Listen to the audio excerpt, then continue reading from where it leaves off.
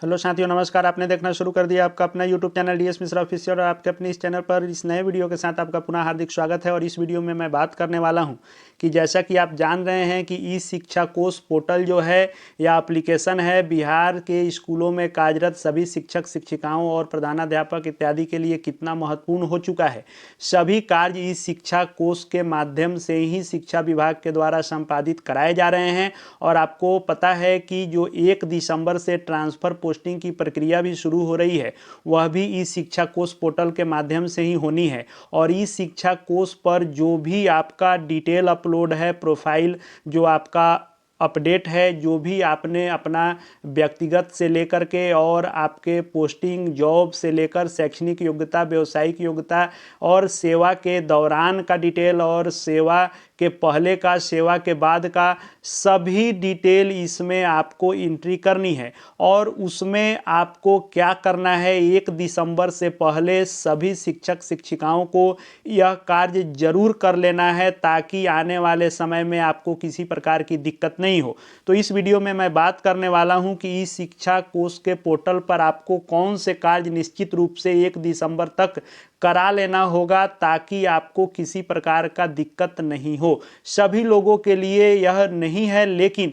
जिनको भी ऐसी ज़रूरत होगी, कैसे चेक करेंगे और क्या दिक्कत होने पर उसको कैसे ठीक कराना है, उसको लेकर के इस वीडियो में मैं बात करने वाला हूं। तो वीडियो आपके लिए महत्वपूर्ण होने वाला है, अंत तक मेरे साथ बने रहेंगे।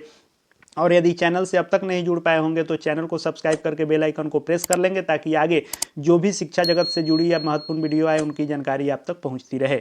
तो सबसे पहले आप ई शिक्षा कोष के पोर्टल पर जाएंगे, एप्लीकेशन पर नहीं, पोर्टल पर जाएंगे।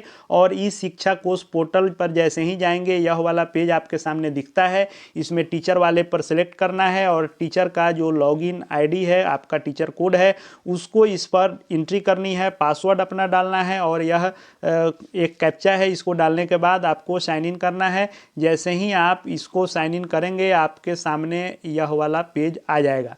यह पेज जब आएगा, जिसमें dashboard, student enrolment, teacher raise ticket, notification, teacher training दिखेगा। 1 दिसंबर से इस पर टीचर ट्रांसफ़र ऑप्शन भी दिखेगा, जो अभी फ़िलहाल हटा दिया गया है। आपको क्या करना है कि इस टीचर वाले सेक्शन को क्लिक करना है। और इसको जैसे ही आप टीचर वाले सेक्शन पर क्लिक करेंगे, आपके सामने कुछ ऐसा पेज आएगा।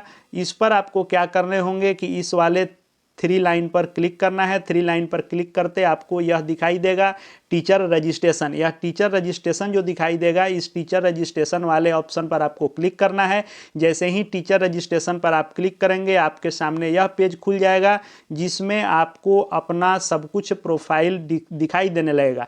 यहाँ पर आपके ज़िले का नाम, जिस जिला में आप पोस्टेड हैं, प्रखंड का नाम, जिस प्रखंड में आप पोस्टेड हैं, उसके बाद संकुल का नाम यहाँ शो करेगा और विद्यालय का यूडैश कोड और विद्यालय का नाम यहाँ पर शो करेगा। इसी में नीचे आप देखेंगे तो यह वाला डिटेल आपको दिखाई देगा, सीरियल नंबर, लॉगिन आईडी और टीचर का आईडी, शिक्षक का नाम, शिक्षक का जो टाइप है वह, मोबाइल नंबर और स्कूल का नाम यहाँ पर दिखाई देगा। यहाँ पर आपका शो करेगा, यहाँ हाइड किया हुआ है लेकिन आपका यहाँ पर शो करेगा। इसके जस्ट बगल में आप देखेंगे तो 3 ऑप्शन दिखाई देंगे, वेतन का विवरण, सेवा इतिहास और विवरण देखें। तो यह व्यू डिटेल वाला जो सबसे नीचे वाला ऑप्शन होगा, व्यू डिटेल पर आपको क्लिक करना है। जैसे ही व्यू डिटेल पर आप क्लिक करेंगे, आपके सामने आगे यह पेज खुलेगा, जिसमें आपका पंजीकरण का विवरण, उसके बाद शैक्षणिक विवरण, फिर व्यावसायिक विवरण, अन्य कोई इन्फॉर्मेशन दिए हैं वह, और ट्रेनिंग और लैंग्वेज इन्फॉर्मेशन यहाँ पर दिखाई देगा। यहाँ पर नाम और आपका टीचर टाइप शो करेगा। आगे जैसे ही इसको आप स्क्रॉल करके बढ़ाएंगे, यहाँ पर आपका नाम, मध्य नाम, उपनाम, जो भी आपका नाम है यहाँ पर शो करने लगेगा। इसमें हाइड किया हुआ है, आपका जो होगा आपको इस पेज पर दिखाई देगा। Gender, date of birth, social category, सामाजिक कोटि किसके तहत आप बहाल हैं, और यहाँ पर आपका जो धर्म है वह दिखाई देगा। यहाँ पर आपका मोबाइल नंबर, आधार नंबर, शिक्षक का जो टाइप है वह, आप किस टाइप के पोस्ट पर बहाल हैं, और यहाँ पर टाइप ऑफ सब टीचर, उप प्रकार, यानी यहाँ PRT हैं, 6 to 8 हैं, 9 10 है, 11 12 हैं, किस विषय पर बहाल हैं, वह सब आपको यहाँ दिखाई देने लगेगा। उसके बाद आपके बहाली का डिटेल यहाँ दिखाई देगा, नेचर ऑफ अपॉइंटमेंट। आगे किस लिए ये सब बता रहा हूँ, सब क्लियर हो जाएगा, आप देखते जाएं। यहाँ पर सेवा में शामिल होने की तिथि कि किस डेट को आपने योगदान किया था, क्लास कैटेगरी वर्ग श्रेणी दिखाएगा, फिर नियुक्ति का आपका विषय शो करेगा, प्रथम ज्वाइनिंग का जिला जहाँ पर आपने ज्वाइन किया है वह दिखाई देगा। उसके बाद आपका नियुक्ति का विवरण, यहाँ पर किस जिले में आप नियुक्त हैं, किस ब्लॉक में नियुक्त हैं, किस संकुल में नियुक्त हैं, वह सब यहाँ पर दिखाई देगा। यहाँ पर विद्यालय का नाम, नियुक्ति का स्तर, किस लेवल पर आप बहाल हैं, उसके बाद आपके नियुक्ति का प्राधिकार अपॉइंटिंग अथॉरिटी यहाँ पर शो करने लगेगा। उसके बाद वर्तमान विद्यालय में नियुक्ति की तिथि भी आपकी शो करने लगेगी। फिर आप नेक्स्ट करके जब आगे बढ़ेंगे तो आपका व्यक्तिगत विवरण यहाँ पर शो करने लगेगा। यहाँ पैन नंबर, पिता का नाम, माँ का नाम। उससे आगे बढ़ेंगे तो आपकी वैवाहिक स्थिति, ईमेल आईडी, ब्लड ग्रुप, यहाँ पर आपका जो एंट्री आपने किया होगा सब कुछ दिखाई देगा। नियुक्ति की श्रेणी, विकलांग कोटि में बहाल हैं तो यस नो, क्या कभी आपको कोई भी अवार्ड मिला है, वह सब शो करेगा। फिर आपको परमानेंट एड्रेस, अस्थाई पता में मकान संख्या, गली, मोहल्ला क्षेत्र, पंचायत, डाकघर शो करेगा, गांव का नाम, ब्लॉक, जिला शो करेगा, यानी जो आपका स्थायी पता है, पिन कोड, राज्य सहित शो करने लगेगा। उसके बाद वर्तमान पता यदि सेम है तो सेम दिखाई देगा, अलग आपने दिया है तो अलग दिखाई देने लगेगा, प्रखंड, जिला, पिन कोड, स्टेट इत्यादि। उसके बाद जैसे ही आप नेक्स्ट पर क्लिक करते जाएंगे अगला पेज आपके सामने आते जाएगा। उसके बाद रजिस्ट्रेशन विवरण के बाद आपका शैक्षणिक इन्फॉर्मेशन आएगा और शैक्षणिक इन्फॉर्मेशन के अंतर्गत आपका यहाँ पर कौन सा क्लास आपने कब किया है, किस स्कूल से या कॉलेज से किया है, किस बोर्ड विश्वविद्यालय से किया है, कितना नंबर आपको आया था और फुल मार्क्स कितना था, परसेंटेज क्या थी, फर्स्ट सेकेंड, यहाँ पर जो भी होगा शो करने लगेगा। उसके बाद सेवा में आने के बाद आपने कौन सी डिग्री ली है, किस विश्वविद्यालय से कितना नंबर आया है, वो सब शो करेगा। फिर अगला पर आप क्लिक करेंगे तो फिर आपके सामने व्यावसायिक विवरण शो करने लगेगा। यहाँ पर आपकी ट्रेनिंग की डिटेल जो होगी, आपने जो भी डीपी, डीएलएड, बीएड जो भी किया होगा वह यहाँ पर शो करेगा। फिर आपको नेक्स्ट करने हैं और नेक्स्ट करने के बाद आपको यदि इस डिटेल में से कोई अन्य भी जानकारी आप दिए होंगे, अदर इन्फॉर्मेशन, वह भी दिखाई देगा और ट्रेनिंग, लैंग्वेज इत्यादि का भी डिटेल अगर आपने अपलोड किया होगा तो दिखाई देगा।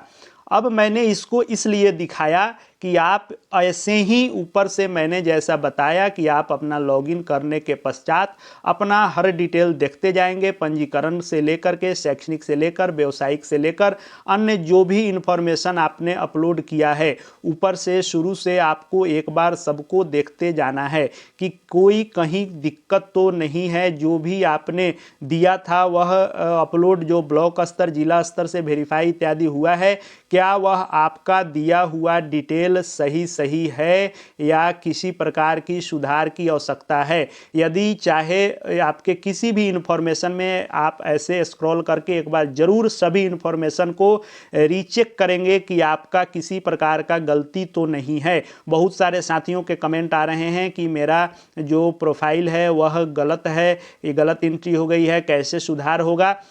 और सुधार करना आपको बहुत ही ज़रूरी है।